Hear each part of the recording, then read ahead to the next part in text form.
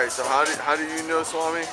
I've loved everything he's produced thus far. So I moved to New York recently. I've been going to his shows since September. This show has been their first show at Misa Bor since I want to say September. So I was excited to come because I knew it was going to be big. Yeah, I love that style of music. I grew up with it. It's refreshing to hear. It's refreshing to hear somebody new do like freestyle and that kind of music. Exactly. Well, how do you? From her. Beautiful. I love it.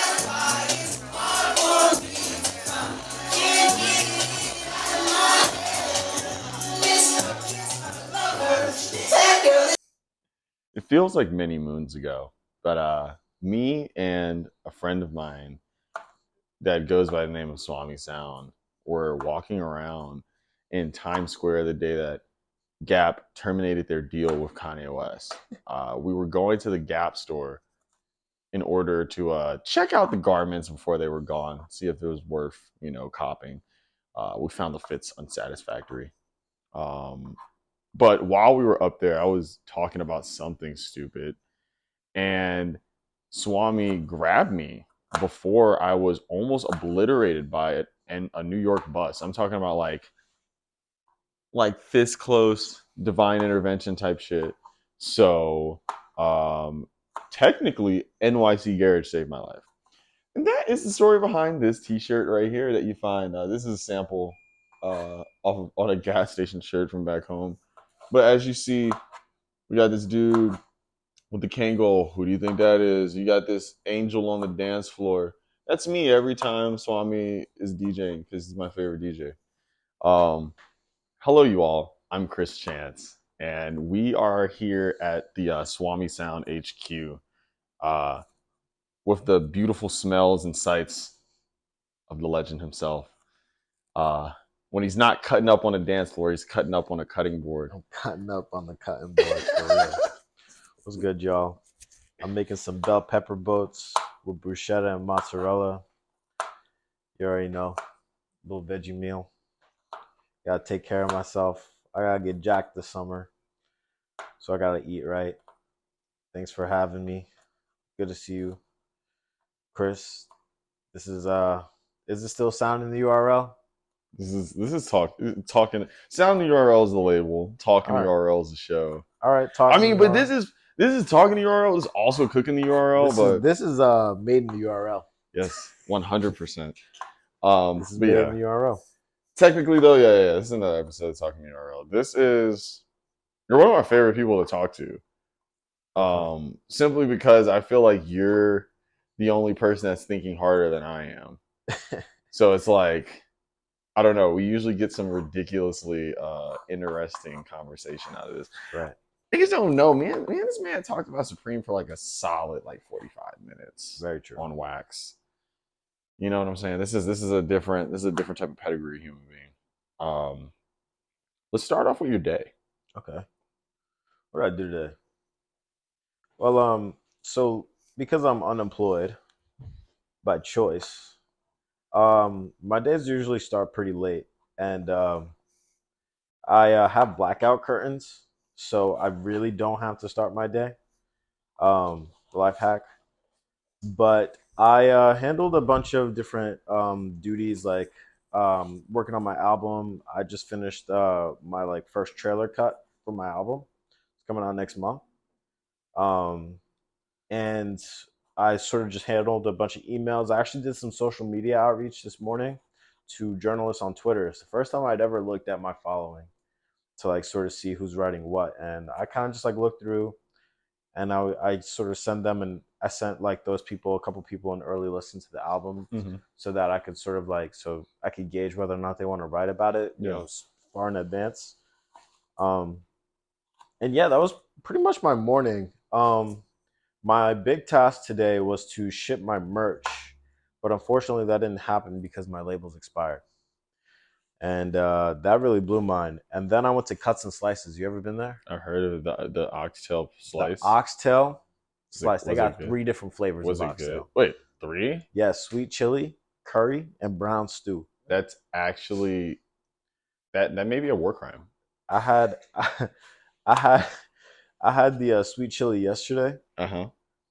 and today they didn't have the sweet chili, so I got the curry, and it tasted just as good. It was super fucking fire. I can't lie. Damn, that's not that It's far. it's like a walk. It's a little walk, and I had the bike, so it was a little 5 minute bike. You know, I got my like little cardio on, Yeah, and like busy. yeah, cause we got a couple of bikes downstairs, and with nobody here, I'm just like, yo, let me go on my little Brooklyn bike ride. I got the Tex on, I got the Mm-hmm. Mont Bell hat on, like I got the Crocs, like yo, I'm ready for action. Yeah. So I really wanted to like play the whole part on my mock bike Pokemon Emerald shit. So like but I think that's interesting that you say that because that's where you are in the story. Like think about in Pokemon when you finally get the bike, that's when you start really. that's when you start making moves. That's when you start getting that motion. Yeah, and then you could like jump around in like different places. Exactly. And You start stuff. getting them TNs and shit, all that other That's what type I'm of stuff. saying. It's like, bro, like this shit is correlating with like life right now. Yeah, life is like imitating the art, or rather my mental art, my DNA, essentially. real. But yeah, and then after I like got that done, I just kind of came back, sort of winded down. I didn't really do much outside of just some social media stuff, looking at a bunch of analytics, things like that. Is this mine from last time? Yes, it is. Nice. And then I had to figure out what the rest of my plan for the day was, and I was just expecting you essentially. Yeah. Yeah. So yeah, that was my day. It was like fire. pretty calm, like just another day Mm-hmm. at HQ. Nothing too crazy. Not too crazy. I didn't disappoint myself, and I didn't disappoint anybody, Mm-hmm. and that's all that's important. Exactly. Yo, I find it funny because the last time we talked, so the first time we talked, I will vividly remember that you had 300 followers, right? I had 300. You had 300 followers On what? on Twitter. Yo, that's so funny. For real? Yes. Yo. When I first followed you, you had 300 followers. You have a lot. I don't know what it is right now, but you have a lot of followers. It's like 3,949. So it's like the growth is ridiculous. Wait, take the stool. Take the stool. The growth is ridiculous. Actually, take this one. This is the tallest one, for real, for real. I'm sorry. Breaking the fourth wall. I'm giving this nigga all these chairs and shit. Dead. So it's like you had 300 followers. Mm-hmm. I saw something that was extremely well put together and knew what exactly it was. Mm-hmm. And what was gonna happen. And what was gonna happen, right? Mm-hmm. So I first meet you, you come over, you immediately go and make a mix. We talk for a little bit, but you immediately get to work.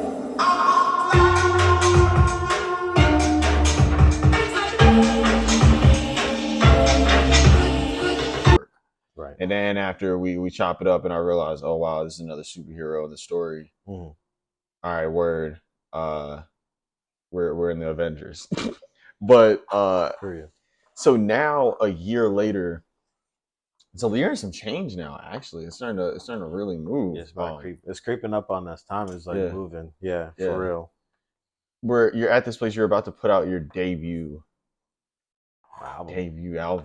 Yeah, Swami Sound. So in the time that all of this has happened, it's funny. You were talking about Gore-Tex, like whether it be the text check, whether it be the Misa Bor, I guess like the whole entire, I guess, breath that you guys put into that place. Mm-hmm.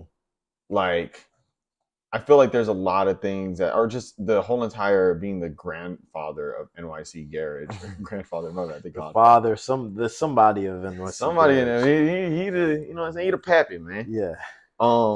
All of these things that have been heavily now associated with you, like how does it feel to know that your impact is 100% not bull? Like it's not like something that's in your head. It's not something that's like this is 100% proven. Like I just saw you at a workshop, right, teaching others how to DJ. Right.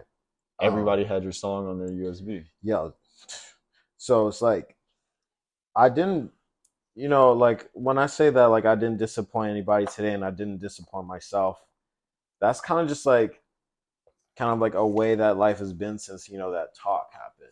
It's that I'm like kind of like flying by every day, just sort of like doing the absolute best that I can. Mm-hmm. And I think that is kind of what's been happening, and like that is what's being shown, Yeah. or rather, those are the results. It's just of me doing my best every single day. Uh-huh. And the crazy thing is that we're not even at the pinnacle, nor are we at the peak of like what this whole thing is, and there's so much more to come. Yeah. So I can't really act like I'm at the paramount of like my influence, Mm-hmm. but it's also like I'm dealing with I'm beyond the imposter syndrome, but pretty much what I'm dealing with at the moment is like a culmination of this is what it's like. Well, this is what influence feels like, and Mm-hmm. it's not like a thing that you hunt for. Because even in our first talk, I wasn't talking anything about influencing people. Yeah. Nor did I think that was like what was gonna happen. I just wanted niggas to listen to my music. Mm-hmm. The mixes, all that. Like when you sort of like hear someone speak about me per se, they consider me like a DJ, right? Yeah. But like there was never a point in time where I really considered myself as a DJ. Mm-hmm. You were always I was just Swami Sound. Yeah. Like Swami Sound is the artist like making these songs, like, and when we spoke, what that was like Hope It Stays. Yeah. That was Hope It Stays. And I was like, like I'm just making this type of music, and this is that. Mm-hmm. And then it became so much more the more people started finding my mixes and sort of identifying with it in a way that's just like, yo, I want to be like this guy. Yeah. So the consequence of people wanting to be like me is fire, but it's not my waking moment. Yeah. Like I'm not thinking like, who wants to be like me? I'm just thinking, how can I be my best self at the end of the day, so I could like be better than the people that want to be me, so I can always I lead by example. So yeah, that's some real shit. Yeah, that's some bars. That's some bars right there. So, two-step verification. mm-hmm. This playlist that is now turned into a Dub Lab show that is turned into a Eye into the Storm of NYC Garage. Mm-hmm. How are you feeling about, I guess, the evolution of that and this show that you're about to do on Friday? Mm-hmm. Because I don't know, like for me personally, this feels like one of the last shows that you're about to do before things really get out of control. Yeah. Well, I mean, I hope that things don't get out of control. No, in a good way. In a good way, yeah. Yeah, I'm talking about like you can't do me Sabor no more. I can't do that. I'm gonna shut that shit down. That's what I'm saying. It's like you're getting too. As Swami Sound, I'm gonna shut it down, and like nobody, like none of us can go back to me Sabor after this night. Mm-hmm. I don't think that's gonna happen. It's just gonna be another night at Misa Bor. That's what I'm expecting to happen. But it's like so far we have like what 170 pre-sale tickets. Whoa! That is not including guest list. Swami Sound's guest list might as well just be fucking 100 people. You know what I'm saying? Yeah. So we're expecting at least 270 people in there at Misa Bor. Yeah. It's gonna get to it like because you saw the line at Paragon. Yeah. But that was like a consequence similar to like what happened in LA, was that there was a viral moment that had to do with me, and a lot of people didn't want to miss out. Mm-hmm. And see, a lot of my my perspectives on like events and events being held and the events that I'm a part of, a lot of it is I think about the one experience in LA where we had the line down the block. That was 700 people, right? Mm-hmm. But only like the cap was like 300. But that's because I put up a TikTok that blew up. Yeah. They're like, yo, come to this. And like 14,000 people, like that's like what? It was like 60,000 impressions. So it's like my bar is set where it's like, if I don't have a viral moment in close proximity of a show, then that many people won't show up. Luckily, the thing with Paragon that happened. Now with Misa Bor, that hasn't happened, right? Nor have I like tried to develop a viral moment. But I trust in the fact that I put in a lot of fucking work in this year to get at least 200 people in one space, right? It's not about always getting a viral moment. I want to be beyond the viral moment. Yeah. The viral moments only secure the bag. but I'm trying to like secure almost like my own legacy as far as like presence in the city. Yeah. So I'm gonna really show niggas what it's like to really like move niggas in New York. You know what I'm saying? Like this is beyond the TikTok moment. Yeah. Misa Board is supposed to be a TikTok moment. Like today, I got a DM from somebody saying like, yeah, like we want to book you for the show next week. And we want to like sort of film it boiler room style. And nah, like yo, like a lot of people are trying to like make moments or craft moments. You don't craft moments with the intention of making content. That's not what this is about. You can't force it at all. So it's like I wasn't gonna force like a TikTok moment just to get like thousands of people in Misa Board when it can only fit 375 people. I've like 5,000 people follow me, you know what I'm saying? So I can very much get at least 300 of them to come to a Swami Sound show. No questions asked. Shouldn't be hard. Shouldn't be hard at all. Start in trip. But what I did do is I planned it well.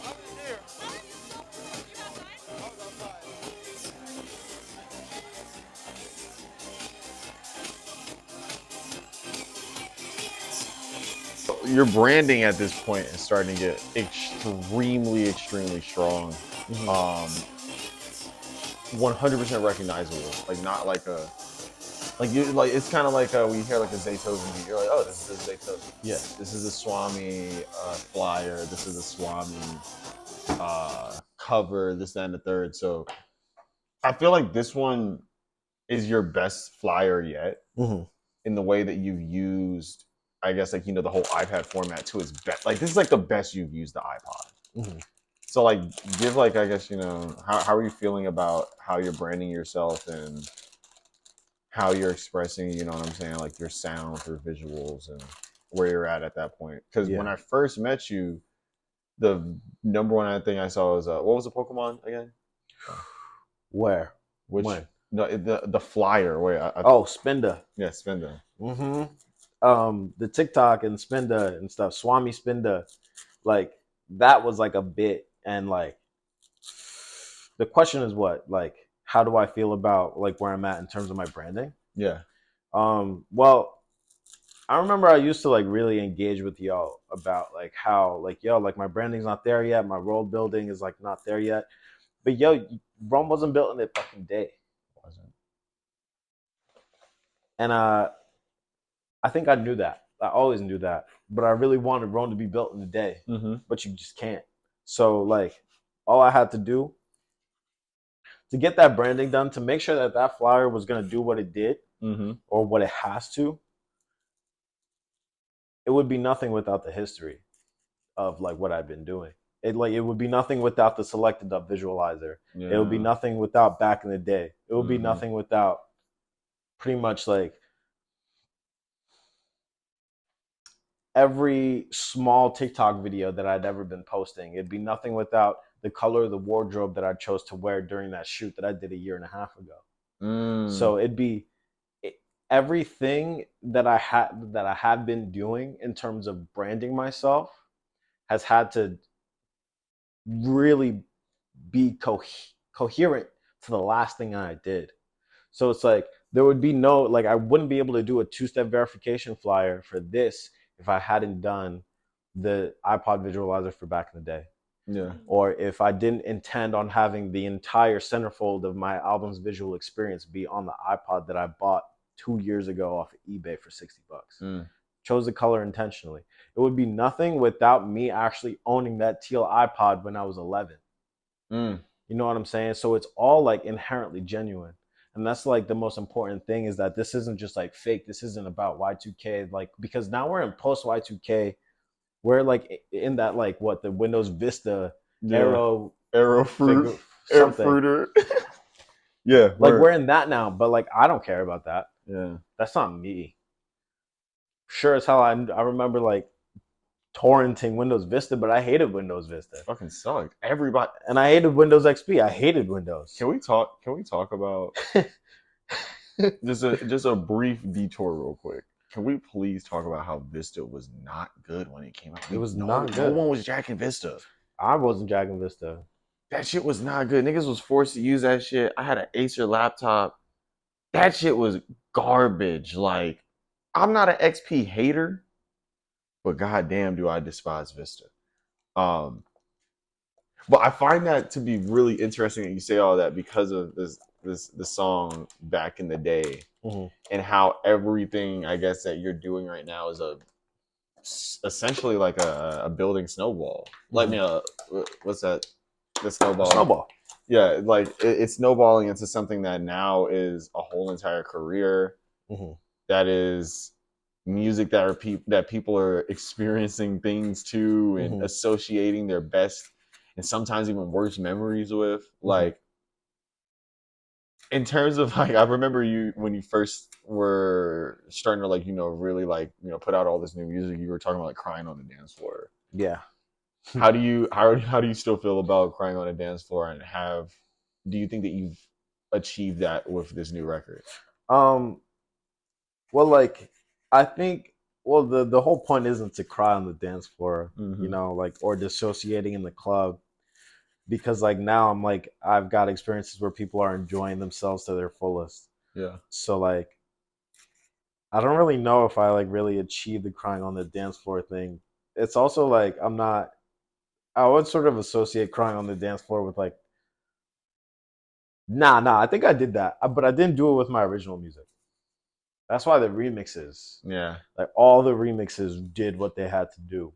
Like Icebox, that's crying on the dance floor. Yeah, that's but that's dancing on the dance floor. Because I wanted to ask you, because I feel like you did achieve it perfectly, because like the whole, obviously it's funny to say like, crying on a dance floor and shit, but it's like also it's kind of like even beyond just the original music.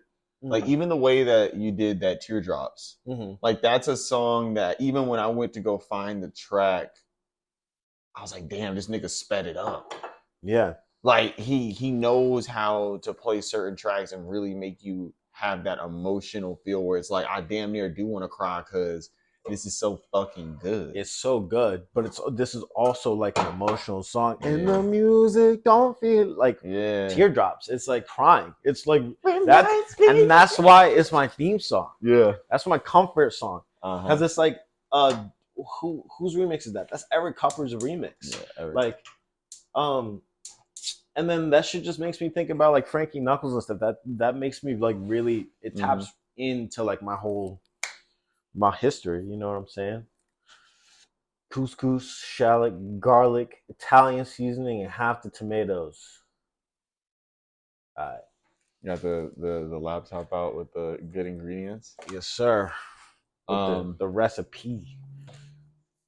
So we get to this point now where your sound is on point. Everything's on point.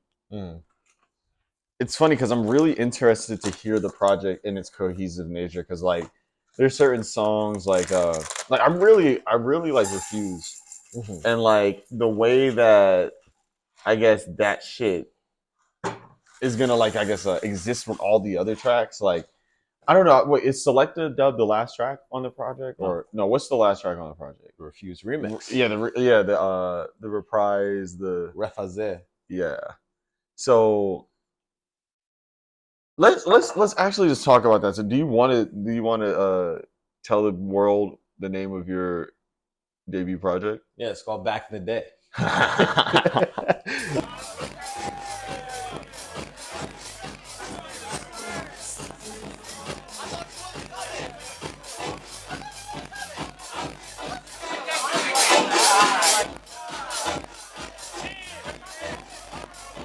Will you say that everything that you would probably be expected to say was what you were talking about with the visualizer, and how like the visualizer came from you actually buying it, and then that buying it came from you having that when you were a kid, like all of these things, I guess, like influencing like who you are today?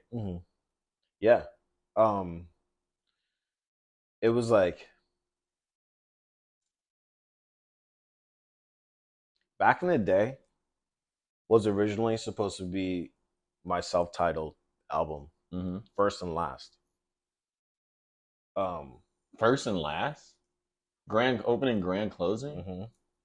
the most Virgo thing I've ever heard in my life. That's what back in the day was supposed to be. I was supposed to stop. I'm glad that's not happening. But that's interesting. So why was that the vibe? Yo, it's just like I think there was a point in my like personal career, like when I started the project, where I was feeling very down about the music. I was feeling very down about the music, like about my music in general. I wasn't quite sure if like any of it made sense. This is before Garage. Okay. This is like before my breakup. This is like before a lot. And I didn't like all the songs like the way that they are now, like didn't sound like the way that they do. So back like when it became back in the day, or rather, it was still the Swami Sound EP. It wasn't even an album. I didn't even know it was gonna be an album. But then I decided that this was gonna be my first and last. Then I put out Hope It Stays. And Hope It Stays was supposed to be like the beginning of the release process.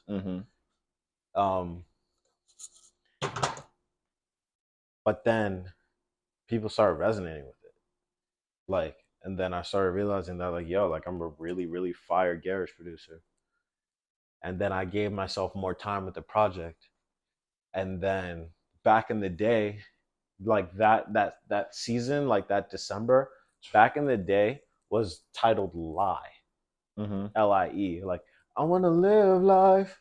I wanna lie. That's like that was supposed to be the chorus. But then like from back in the day, like it became back in the day because I just had to decide what the chorus was gonna be. Yeah. So then I was like, all right, from back in the day, that's like good enough. And then I just kind of like repeated it while I was producing it. I was like, all right, word, this song is now called Back in the Day. And then it still wasn't an album. But then like Refuse, but then TikTok happened. Oh yeah. And then I was like, yo, wait, like, and then like Refuse happened. And like it became back in the day when in December. It became back in the day when I named that song Back in the Day. Because I made the cover art. And the cover art was done before the album was done. And that was like a game changer. Because then I had the visual direction. And like with the visual direction, I could not lose. And then I had the iPod. I had the colors. I had the colors before I had the iPod. The iPod came together. Everything just started coming together. So like back in the day, it's supposed to be about the complexities of like the simplicities of the past compared to the complexities of the present and the future. So it's like my relationship between like my life like then and now, and like how it like still evolves and how it will continue to evolve and how I continue to grow. So like, yeah, it's kind of like that. And it's like all the songs are inherently like they're like kind of sad. Like when you hear Refuse, you're gonna hear Refuse in the context of like the song that it follows is like a song about my mom. You know, and then like I just finished that like a couple months ago. And like then like what happens after that, then it's like a song about like my relationship with my sister follows that. And like so it's like a lot of the songs have a lot to do with family, friends, death, old relationships. It's like there's not a single fucking love song on that album, like at all. They're not. And it's like the epitome of like crying on the dance floor, dissociating in the club. Yeah. That's like sort of like the vibe. but like in a way that you can still kind of dance to it. It's in a pinch of salt. But yeah, that's kind of it. That's not a pinch. You're a very complex individual, Swami. I think that was such a beautiful explanation. It's like, I feel like with this project, this is kind of like you kind of tying up all those loose ends, things that you've been dealing with before you start this whole new life.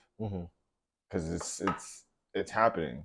I see it now. You know, like you're cooking, you're doing all this nice. It's like your life is getting better, and I'm really happy to see this. Yeah.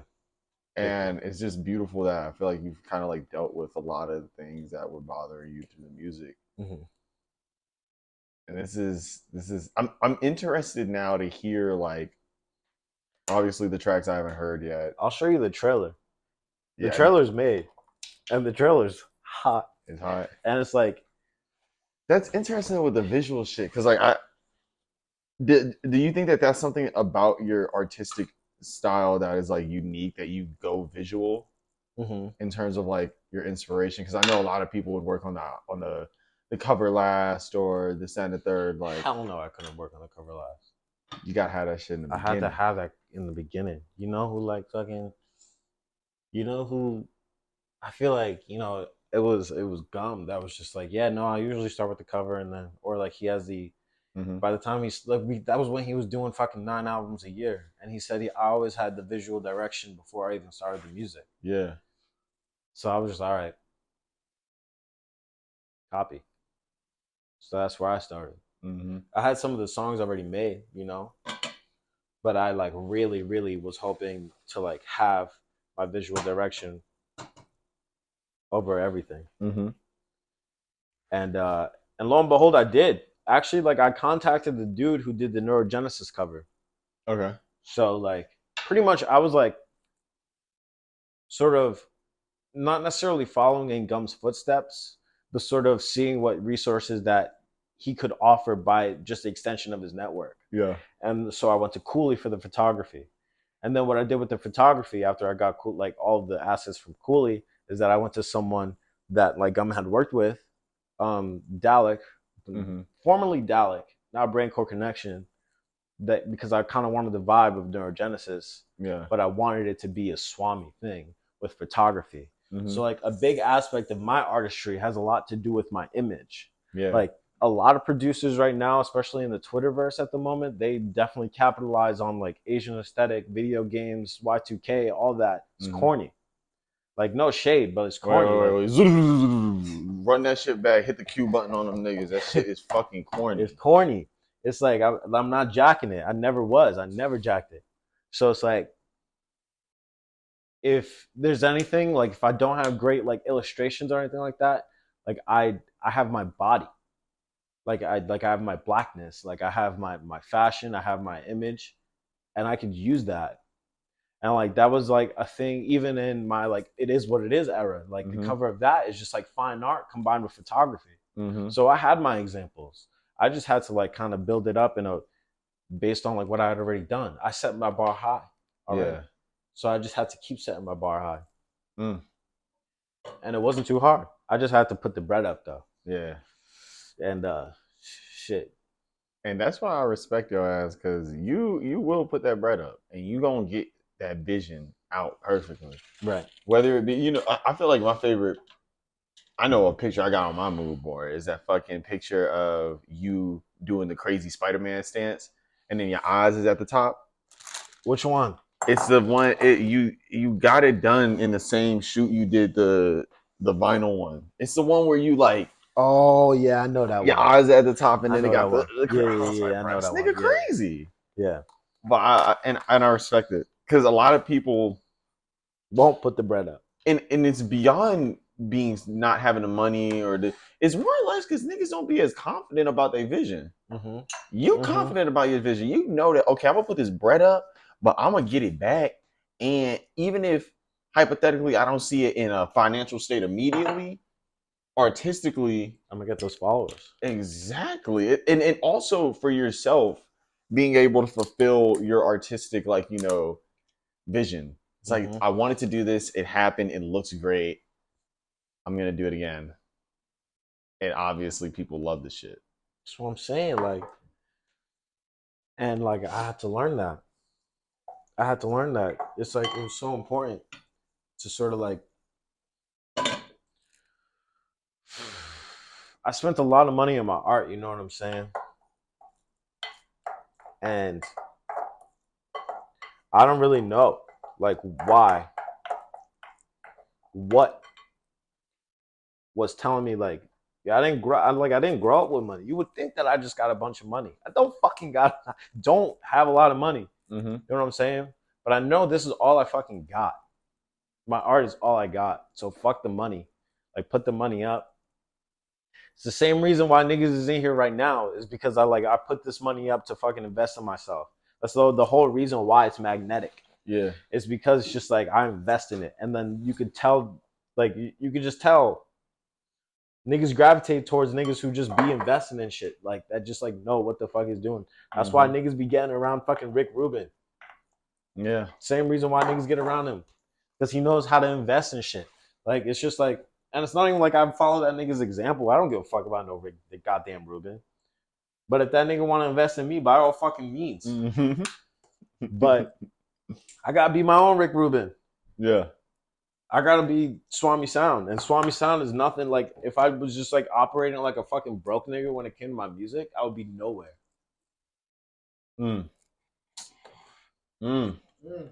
Operating like a broke nigga versus being a broke nigga. This is very important that you said that, because I feel like a lot of people don't realize, like, it's a mentality. Like, you gotta have rich nigga aspirations and dreams with that little bit of bread, because you'll know how to actually stretch that shit and turn a dollar into, make that dollar out of 15 cents. Right. Certain niggas not gonna do that because they got that broke nigga mindset. What do you think taught you to not have that? Probably like my ex-girlfriend. I don't know. Just like seeing like what production really is like. Yeah. Just like production value shows, like, you just gotta like, you gotta have that money. You just, it takes money to make money. Yeah. Streets ain't safe, honey. That's a Joey Badass bar. Like, yeah. That Peep the Apocalypse. Peep the Apocalypse. Fake gods and snakes in the sky. Sometimes it's a Joey Badass part. It take money to make money. Streets ain't safe, honey. Snowing on the block, but it ain't sunny. Like, snowing on the block, but it ain't. Yeah, like it's from Peep the Apocalypse. But that was an important album for me. You know what I'm saying? Like, but I don't know. It was ingrained in my brain. Real. You gotten to the point where you have a core, right? There's Swami core things. That is, what you call it, iPod. Shout out to that. iPod. We got actual high level visuals, garage. But I know I'm actually just like butchering Swami core, but that fucking Gore-Tex, man. Tex.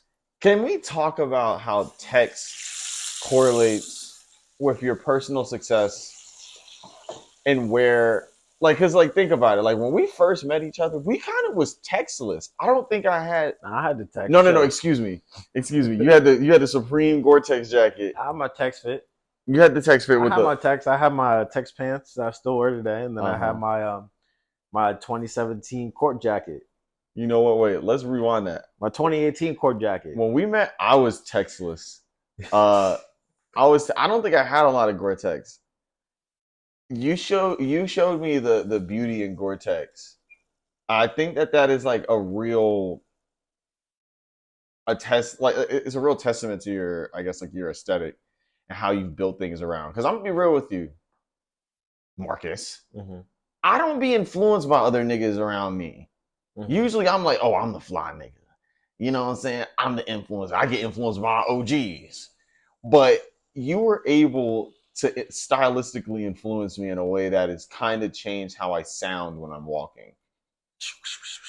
and that's very, very interesting. So, like, what would you like to say about like how Gore-Tex needs to cut you a check? I don't think Gore-Tex needs to cut me a check. I would love to appear on Advanced Research though. Mm-hmm. That'd be dope. Man, them niggas need to cut you a check, man. There needs to be some sort of collaboration done. Something. We're gonna make that happen. I don't know. The fucking thing, the knuckles. Yeah, knuckle. It's like the thing about text is that it's like not even a lifestyle. Like I'm not like going around like, oh, I need to be wearing like the finest text or whatever. I don't care, bro. But I like to be ready. Mm. And there's nothing that says you're ready. I don't know. You know, I'm kind of curious as to like who out of all of us was really on the tech shit. Like, but I'm not trying to figure out who started it. I feel like everybody had a mutual admiration and appreciation for Gore-Tex, but right? I think that you made it the most a part of your aesthetic. Right. And because not even because you just like Gore-Tex the most, but one, between you, Gum, and Days, you live in New York. So Gore-Tex is far more important for like being a country nigga. Mm-hmm. I didn't care about Gore-Tex when I was living in the South because my car was waterproof. Right. You know what I'm saying? So it's like, bro, like, but now Gore-Tex is more or less like when I pulled up on you a few days ago and I didn't have mine on and it was pouring rain. I felt like I forgot my tech. I was like, bruh. He was like, you got your text? I was like, damn, nigga, I don't. Like, text check. You failed. Text check failed. I didn't fail this one. Nah, niggas. I got the wind stopper. I can't lie. This is like different. This is a very essential like winter piece. I haven't had a jacket that's like a hoodie that I can just wear a t-shirt under in a minute. Right. But yeah, I feel like it's just more or less it's just the most relevant to you. Mm-hmm. And when it comes to your style, everything is intentional. Everything is functional. Mm-hmm. And I don't know. It's just like text. It's intentional. It's intentional clothing. Yeah. Like it's like the entire. If you want to go back to branding, like everything is supposed to be intentional. Yeah. You gotta. You shitting me? The fuck? You gotta be intentional. Mm-hmm. So it's like if I'm wearing my ARC.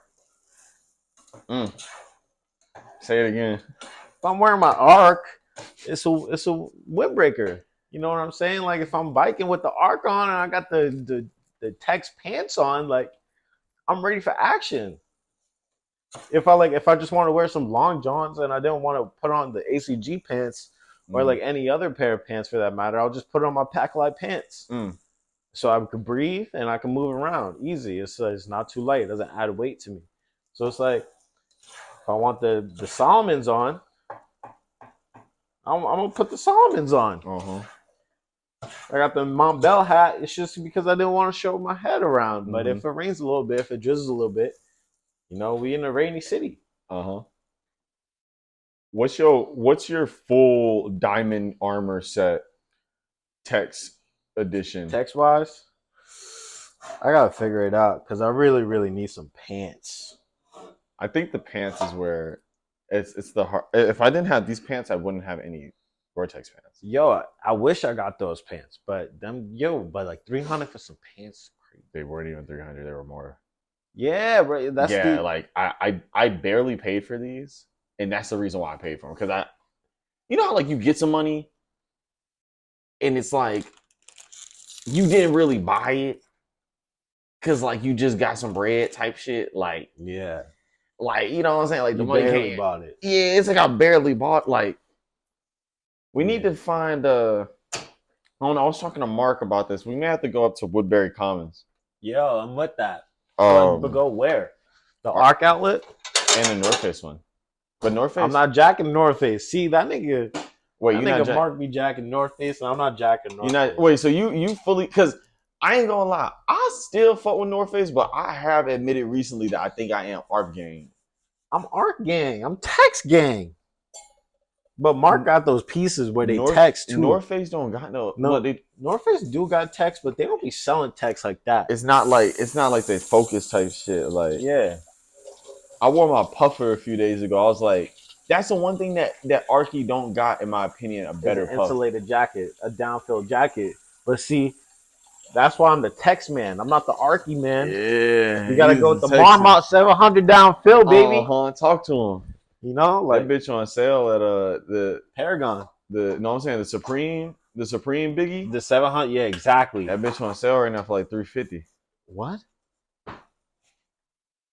I'm telling you, Supreme got a crazy tech selection right now. I'm jacking it. Shout out to the text. It's funny though. The day I bought this jacket, I linked up with Nick, and Nick found this crazy Gore-Tex like fucking raincoat or whatever, but I ended up not getting it. It was one of those pieces that like Steven deserved more than me, like to find in there. So like I didn't want to take that from a kid that like dad needed that. But Nick found an old Gore-Tex jacket from like the 80s. Old tag, like crazy functionality. Probably will be in the URLian lookbook because it has no branding on it. But it's really interesting. I just think that like it's important to have things like this as an artist that you put your fan base onto, that they get. Like that's when you know you've done something. Like when Tyler the Creator was putting his fan base on all the music and all the cool things that he was into, like that's how you knew he really had influence, because he was like next level Vans. He was beyond, but my Vans on, but they looked like that was like what he was tasked to do. He was doing that without rapping about Vans. Yeah, it was ridiculous, and it's he like was drawn on his shits. He was drawn on everything. He was drawn on snapbacks. That's what he did for Supreme, bro. Yeah, like what Tyler did with Supreme was different. I don't think that we've seen that since. Not with Supreme, no. No, but I'm saying just like a person.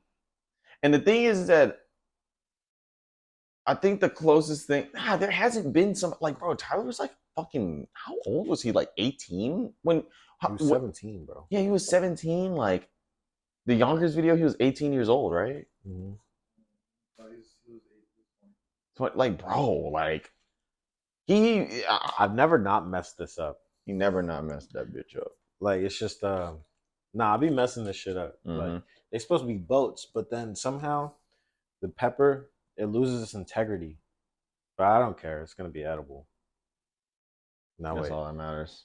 That's all that matters. Hold on. Yeah, I just think that that's really important that you have these things, you know? Yeah. Because like, and the crazy shit is that it's not even like I'm rapping about Gore-Tex, and I'm not a rapper. Yeah, you're not. All I could do is just sort of like look in it. But like, which is cool because like with my like cover art, and pretty much my like artistic like visual experience, I'm wearing like technical clothing. But it's not Gore-Tex. It ain't. I'm wearing my friends' clothes. And that, my friends, is how you move forward in life, is by wearing your friend's shit. And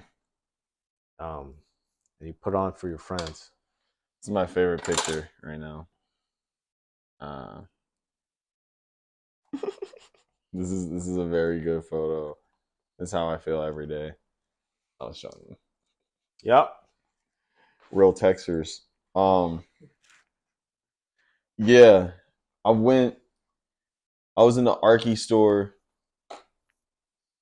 doing the what you call it? What's that shit called? The Rebird. That's where you got to go to when you get your Arky repaired. Yeah. Yeah, you know, probably by the end of the year, you can drop it off. It's for free. If it's Arky? Yeah, and it doesn't matter if you like both of my Arkys, I didn't purchase from the store. Them. Yeah. Yeah, like they were free, so like it's not about like, oh, did you get them from here, or like where'd you get them? They're good, you know. Maybe certain brands like Tesla should think about that, you know. Yeah. But yeah, but when I was in there, I was just like, damn, man. I don't know if I would have been this into this if it wasn't for this guy popping up in my life like the video game character you Like, were. remember with the whole when the sort of dawn of my TikTok thing. Mm-hmm.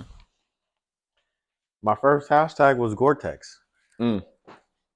And so and then I didn't realize that I was appealing to an audience that wore Gore-Tex until it started showing up. I'm like, what are you doing? Like, I fuck with you. Like, I fuck with your music and stuff. And like, niggas got fits on, like, text and shit. I'm like, where'd you find me? He's like, yo, TikTok. I'm so dead. It's not because they like Garage. They like Garage now. But they like Gore-Tex. Yeah. There's someone with that shit on. It's fun. You remember I posted that picture a few days ago? Everybody thought I was crazy. I was saying that this is not swag. Mm-hmm. The pieces individually were. But in my opinion, there was something missing. It was boneless. It was boneless. And there's so much, I guess, like when it comes to swags and this, that, and the third, that like doesn't hit right unless you put the right emphasis and oomph behind it. And I feel like nothing hits better. Like you're like say like the Omarion mix, right? Yeah. That is me in the rain with my Gore-Tex cinched to perfection. Right. Dodging every raindrop, but also feeling like one because my eyes are almost engulfed in tears. Yeah. It's like I feel like you finally have given the proper context to Gore-Tex with music. I know that's a pretty bold statement, but I don't know who else has done it. Right. And also, I'm very tired. Musically. Barely any visuals of the shit. Like, bro, like, I'm gonna just say this right now. Those Gorpcore pages that post those white kids in the middle of America doing nothing but standing, mm-hmm. I need y'all to start posting the real man. Y'all start posting the real legend here. Because I'm sick and damn tired of it. This is the real Gore-Texer, man. And look at his fucking garnishing skills. He's crazy. It's fucking time. One of the best things about cooking the URL is being able to eat all these beautiful plates. Before I dig into this, Swami, do you want to give any final remarks on your dish? I mean, I just wish there was a bowl, but it's all right. It's gonna taste good. Have at it.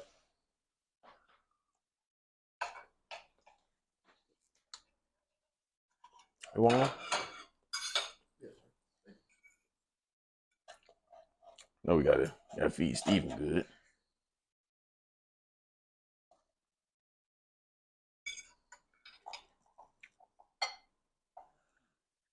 How's it taste?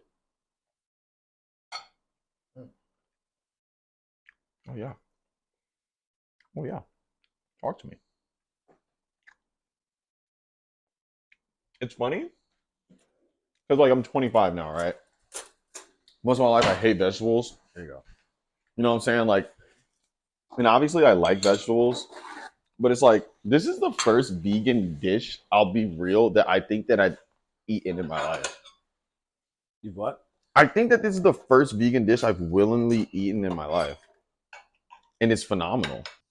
Swami just showed me the visualizers and the trailers for his debut album back in the day. And with those trailers, I got to hear songs from the project. I don't know, man. I know it may sound redundant on this podcast if I say things are classic or things are going to be amazing, but sorry that I have the best fucking taste on earth. You know what I'm saying? I picked the best people to be on my podcast, and I picked the best DJ in New York to be on here yet again. I love these episodes that we have. I love being able to catch up and really be able to have these, like, you know, these moments, man, these fucking checkpoints. Every time I see, you know what I'm saying, like, we got to get the pre two-step. Mm-hmm. The pre two-step. Mm-hmm.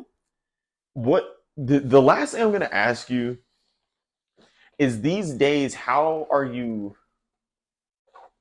how are you adapting to doing the things that used to be fun that are now business? Like even the idea of like, obviously you can't take away listening to music being like, a natural thing, but do you go about listening to music differently, discovering new music, whether you know what I'm saying? Like how was it before you were packing out Misa Bor, how you discover music versus now how you do it? I don't really know. I discover music through like reels now.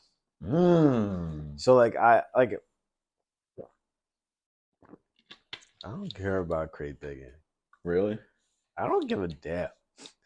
Like which is why the whole DJ thing is so like crazy. Because like as much as I honor the craft and like the history and where I stand, it's so unserious. It's also 2023. It's 2023. It's unserious. You're a DJ of now. Right. Like, but like it's also like I'm not trying to change it. It's just like it should always be fun. So like I find the fun in like whatever I do. Like you see him like how I got my yoga mat here with the iron gym right beside the decks. What was I doing right before you got here? This is beautiful. I was just playing songs. I was making blends and just like kind of having fun, but also doing some push-ups. Like I try to like make the business fun. Yeah.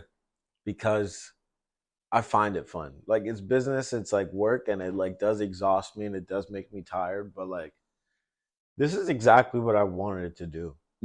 And like I think that's like the most fun part is that I'm doing what I want to do. And I wake up every day doing exactly what I want to do. She just set off her fire alarm. Lady across the street, you got a shout out. But it's just like the fun thing, like I'm already having fun. I'm doing the fun thing. She's kind of bad. But like I'm doing like the fun part is kind of like following my dream, and like all I gotta do is sort of like make sure that everything around that feels good and that I'm making my life consistently better. Which is like what you even acknowledged earlier is that like, like compared to like how things were, it's just like and how they are now, like I've been working on making my life better, and there's no point where I'll ever be like sort of too satisfied or too complacent. Like I'm always gonna work hard and making the life around me a lot better. And that is the fun part. The fun part is the work. Yeah. Is being able to hear from other people like, yo, you're like really, really doing exactly what you ordained. And that's the fun part. But that might be the most like crazy is that my work is my fun. But what the like as a man, like what am I besides the fucking work that I do, the work that I put in, like, and the profound thing about the work that I do is that I'm not alone, and it's like a big aspect of my work is like sort of empowering the people around me at the same time. So like that's also fun. Is like doing shit like helping out artists or like leading by example. Like I'm not doing everything aimlessly. There are people that like are watching my every move to see how they could like do better for themselves. Like how could that not be fun? Is by like just being a leader without being the leader. It's just like that's the most fun. Is that like it's like follow the leader. Like I'm the head duck. Like but like that the mother duck doesn't look back. Yeah. The mother duck honestly doesn't look at the ducklings. Not at all. But the ducklings got a footprint. Damn. I'm so dead. It's funny because you can really tell Swami used to be a rapper. Yeah, that's the funniest thing. Nigga really is that I really did used to rap. Yeah. Before I've heard Swami rap music. This nigga was barring up. Nigga was talking about them Yeezys. Yeah. They don't look at them too close. But don't look too close because they might be fleazy. You know, it's I think that was a perfect way to summarize this. This is I feel like in terms of like a TV show, where there's like, it's like plot lines and stuff like that. This is my favorite plot line, or my favorite plot arc, the Swami Sound arc.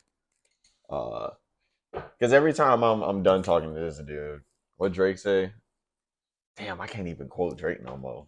Damn, I'm gonna still do it. He said, "I'm in Atlanta with sad because that nigga been going harder than me." Like, I feel like that last point that you said about being the leader without being the leader is extremely important. I think that's like very definitive of your work. You know, you're leading simply because you just make the best shit and you do things with the most passion. You're not trying to be the line leader. Everybody's just behind you. No, see, look, I got a call the other night. I'd rather call you yesterday during the day from someone who wants to manage me. And that's also fun. It's entertaining people. Well, I'm an entertainer, so even when it comes to like people trying to poach me or try to like, figure out what they can do for me, I'm like, all right, let's tango. Yeah, I'll listen to you. And it's also like really, really funny when I'm hearing like what they try to sell me and stuff like that. I love hearing it. I'm like, yo, because none of it matters. Like, and like there's nothing like you like another person can do for me that I can't do. Yeah. Like, so this guy, he's just calling me. He's really nice. I forgot his name though, but he's just like his friend had DM'd me last week, like, yo, my homeboy is like looking to manage like New York DJs. I'm like, all right, I'll buy it. I mean, I'll buy it. Okay, yeah. Like, I tell him, give me a ring. Like, here's my number. And he calls me yesterday. He's like, yo, like, he's like, there are like, plenty of like DJs and producers in New York, but like, none like quite have like a movement with them like you. I'm like, oh, well, I mean, like, I guess. Like, it's not like I'm deliberately, like... You had to hit the animator. I was like, yeah, I mean, all right. Like, but, and then he's kind of just, like, giving me his spiel, like, what he's been up to, like, what he's been doing, where he's been. He's like, well, I'm, like, new to New York. I'm just like, yo, like, how... And he's like, I want to learn, like, and he's like, I want to learn more about the New York scene and stuff like that. It's like, yo, how are you going to approach me not knowing anything about New York? And he's asking me about the social intricacies and the musical, like, blah, blah, blah, blah, blah about New York. And I'm like, yo, like, actually, like, now's not actually a good time. Let me just come to a show, like, come to my release party next month, and just like kind of get a feel for the music and just see everything. Like, it was like he was just also asking me like, who inspires you, what producers are you like kind of like trying to be like, no, like none of that. I couldn't even answer that question. I was like because you this far into it. I'm like, yeah, it's like, I feel like if this was 5 years ago, you may have been able to answer that immediately. Yeah, but like now I'm just like, I don't necessarily think that like I make the best stuff, but I know that what I'm making is leagues beyond anything else that I've seen, which is why I listen to my own music, like, which is why like I have my fucking vinyl on the coffee table, because it's just like, what am I cooking? Yeah. Like, in not even like a Kanye self-actualization way, but just like, yo, what am I cooking? How did I get here? It's like, because it's like all of those little things is like what got me here. How can I not just like avidly prescribe to it? Yeah. And also, like, how can I not just accept that like what I'm making is just like quite immaculate? And I just have to just like, I have to be Marcus to Swami. So like, I'm not thinking on Swami, like, but like Swami is just the vet, like, is the what I wrote in my journal. I said, like, Swami is the voice and Marcus is the shepherd. Like, I'm like, the Marcus is the housing, is the Casey of Swami. and Swami is the spirit, the voice, the sheep, Yeah. the meat, the substance, right? The disc. You're and Marcus is the digipack. Right. I'm the CD player. Like, Uh-huh. it's like, and I gotta like play back. I gotta accept that. Like, yo, this is a good disc. Yeah. This is a really good disc, and it's like when I'm like you doing push-ups while spinning, I'm like dancing to my own mix. It's just like this isn't because like I'm delusional. That's the craziest thing is that I don't feel delusional at all. You just make good dope. Yeah, like because there be delusional niggas with this music shit. Yeah. And but kudos to them because you have to be at least a little delusional. Of course. And which is why it's important. But like I don't have to wake up and convince myself that what I'm doing is good. Yeah. Like I just know that all right, I woke up, I don't have to make anything new. I haven't made a new song in like 5 months. Fire. I haven't made a new song in 5 months. Like I've been working on the same 9 songs for the last 2 years. Like and I only put out 3 songs last year. Yeah. And like what a bunch of remixes. But like the remixes are the silly part. But the silliness is the fire component. Like it's just like if I could be silly and people are like, yo, I love what you do. Like if I could just put one song on top of another and be like, I love what you do. Wait till you hear the fucking album. Wait till you just hear like the original stuff. Like and it's like I could not do anything for a whole day and I'll have gained like 5 new fans. Like when I look at my SoundCloud, I get maybe like 2 or 3 new followers a day.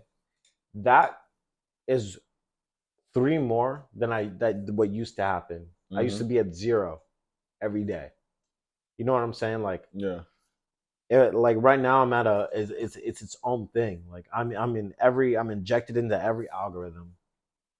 People see me every day. Like I'm seen every day. I don't have to go so hard just to be seen anymore. Like I am seen, but like not in a grand like mainstream way. But like I'm seen enough where I can just like be my own niche. Yeah. I could have a night at Mr. Boar if I wanted to. You're controlling this shit. I feel like that's one thing about your narrative that's different from other people's narratives is that usually they're not in control of it, or like they're making sense of what everybody else is throwing at them or whatever. But you're like, no, this is written, produced, directed by Swami Sound, and I'm not about to change the script for anybody else. Not changing the script, but what I can do is change the script in general. I can change my own script and the script of everybody else around me. Yeah, it's like if somebody wanted to do a show with me, if they fire, I'm gonna try to make sure that they get some money. The crazy shit is that this Mr. Boar show is all the people that booked me in their cities last year. That's Angel in Chicago, Jules in Philly, and Sway in Miami. They made sure that I got paid in their cities. You know what I'm saying? Yeah. They made sure that I had a fucking place to sleep in another city. And there was a conversation that I was having in Miami when I was there for Halloween. My homie Taylor was like, yo, like, you know what you need to do to return the favor? Because like when I went to Miami that first time, I was like, yo, this is incredible. I can't believe these people like what I do. Yeah. And then she was like, yo, you know what you need to do? You need to book Sway. When he comes to New York, you got to get him out. They flew me out. They bought my ticket and they gave me money. That's all you needed to do. Yeah. That's all you needed to do. Fly me out, give me some money, and we make something happen. And everything just aligned for this Mr. Boar shit. Sway was just in New York. Sway was like, yo, let's make something happen. I'm like, I copy. Angel moved to Bushwick. Yeah. Jules is in Philly. He's in Amtrak. I was like, yo, let's do it. Hit up Marv, easy. And Marv been, Marv, what? Marv MVP, legend, and he gonna get you paid out in the motherfucking kitchen at the end of the night, and he gonna count it right. That nigga gonna get you right. He gonna get you right. And the crazy thing about Marv is that Marv started fucking me when I was like 20. Wow. I met Marv through a family friend, Tony. Shout out Tony. And Tony introduced me to Ace and Marv, And then this is before everything. This is before everything. I don't even know what they even saw in me, but they knew I was a good person. And that is like, Marv. Yeah, bro. Like, I'm like grateful. Like, really grateful. Like, because there's it's an entire timeline like that's beyond me, like beyond like everything that is now. Like, this is the past. Like, I've been working, yo. Like, and it's like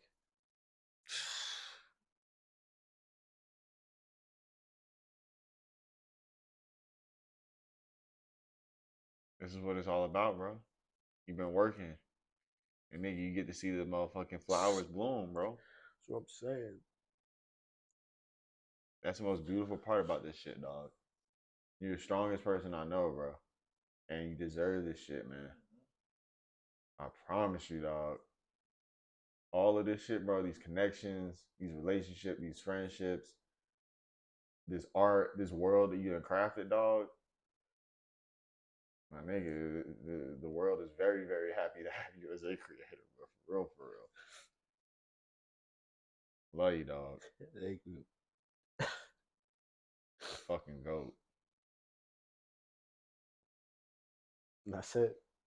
Just working. That's it, bro. Let me give me a hug, nigga. Oh, I love you, bro. Man, it's a motherfucking two-stepper, nigga. Y'all, look, man, it's talking to URL. This is real conversations. This is real life. Y'all better be at the fucking... Oh, wait, we're going to upload this after the show. It's after. Nigga, if... You weren't at the show, bro. If you won't at the show, bro... Like, this some real shit, bro. This is deeper than fucking music, my nigga. That's all I gotta say. Shout out to Steven one time. Shout out. Come on, man. Beautiful, bro. I'm sorry. Nah, you gotta turn the BPM down, cuz. Oh, the BPM down. Oh, man.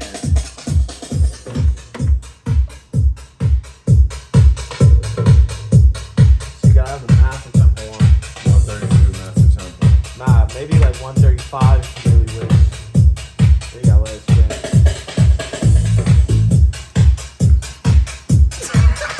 This is another episode of the best podcast on earth. With the best DJ on earth. The best cameraman that's not a cameraman is actually a creative genius. He's in the kitchen, metaphorically and physically. This ain't no damn game, man. Let me do.